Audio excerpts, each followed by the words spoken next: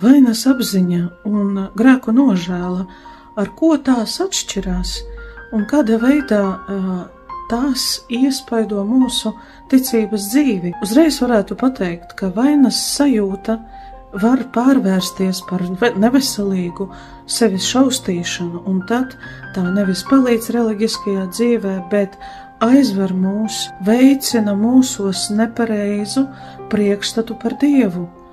Grēku nožēlu mēs varam atpazīt ar to, ka tad, kad svētais gars mudina mūsos nožēlu, šī ir mīlestības pilna sajūta, kas atver mūsu sirdis, kad no mūsu acīm līst mīlestības asaras no tā, ka neskatoties uz to, kāds tu esi vienmēr pieņemts, mīlēts. Vainas apziņa savukārt neveselīga vainas sajūta